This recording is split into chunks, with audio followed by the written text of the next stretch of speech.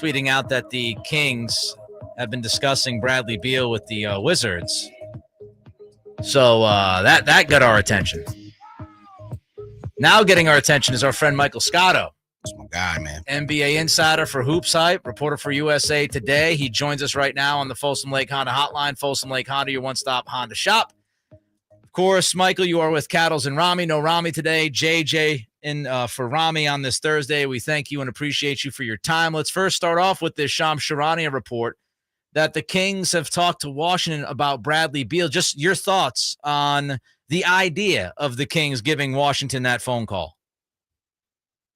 Due diligence, gentlemen. I think you have to. If you're Sacramento, you had a great season last year, defied a lot of expectations. I think if you can add a third guy that has all-star potential around De'Aaron Fox and Domantas Sabonis, you got to look at it. Certainly a guy like Keegan Murray will draw interest around the league. And they've got a plethora of guards that they could theoretically try to consolidate. But, I mean, with that said, that Bradley Beal contract is massive.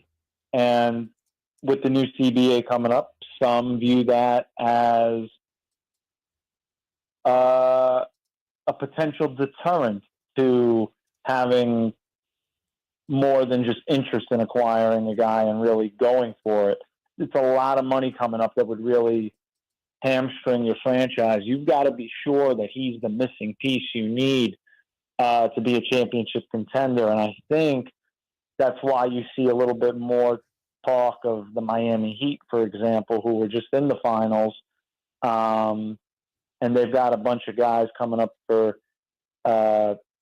free agency, and they're going to have to make some decisions as well. And maybe consolidating for them would make more sense because they've been able to develop guys on the cheap. But a lot of, as we heard all throughout the finals, they had a lot of undrafted guys that contributed well for them. So I think that's the difference maybe between those two teams, for example, like Sacramento and Miami.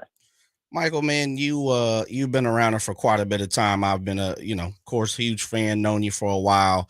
And it seems like as long as I've known you, we've heard Bradley Beal and Damian Lillard's name be tossed around as someone that could be on the move. I'm going to throw in Dame Dollar in there for you as well. And you talked about the new CBA and the massive deal. What's your thoughts on Dame being moved? You know what the difference with Dame is? He's a top 75 player all time, at least, voted wise, and he's still in the prime of his career. He looked great last year when he played. Dame has inherently more value than Bradley Beal. The thing about Dame is he's a closer, man. He's a clutch scorer in the fourth quarter.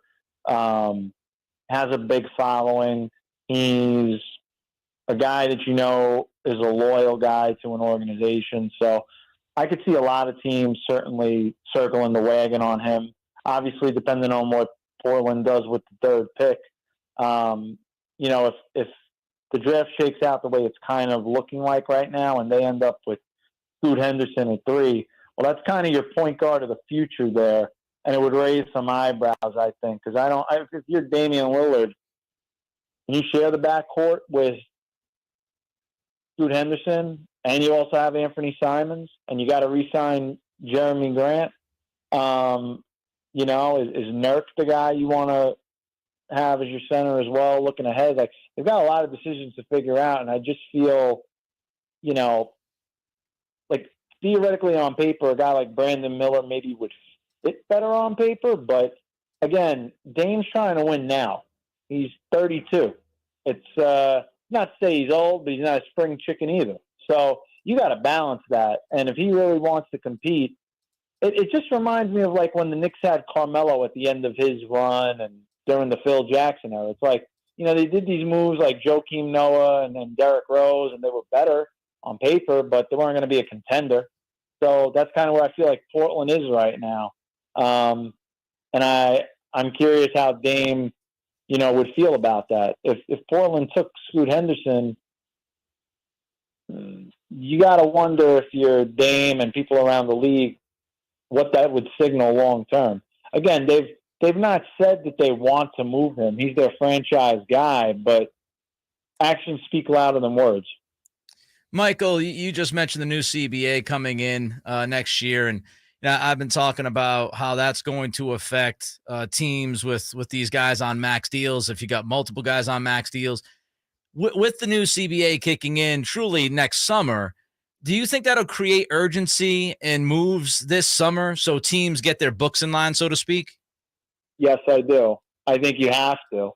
And the other thing I would say is I think these teams that have a lot of star top-heavy rosters are going to be more focused on the draft than they've been in the past because they need guys on rookie-scale contracts that you can fit in and minimum guys. So what better way to do that than through the draft? I mean, you saw that with the Denver-Oklahoma City trade, for example. Here with Michael Scotto of HoopsHype. Mike, man, you in the BK, brother, in Brooklyn. So you get to see Cam Johnson on the daily. And for me, he's not as high as I think other people have him throughout the league. You know, you get to see him operate on a daily basis. Does he really fit the mold of the 3-and-D guy? And how high is he on the top of your list, brother? I think for Cam, look, he's a stretch 4 to me, the way Brooklyn played him. I know some teams feel they could put him on the 3 as a wing. I certainly think if he's your 3, it might be a little better because he's not a rugged rebounder, I would say. He's going to stretch the floor for you and be efficient. He's a good high IQ player. Showed a little bit more off the dribble stuff with the Nets, but I think he's a fine starting caliber rotation guy that you can have on your team. I do think he's in line to get $20+ million a year in free agency. I reported on HoopsHype. I've talked to, I think it was about 5 executives that projected him to be around the 4-year, $90 million range. So, that I could see that. You're talking about $22.5 million a year. But you got to remember, Jay, with cap going up, think of that as like, I don't know, high teens money. When you extrapolate that. So that's the thing I think people have to consider going forward when they start seeing some of these new deals coming out.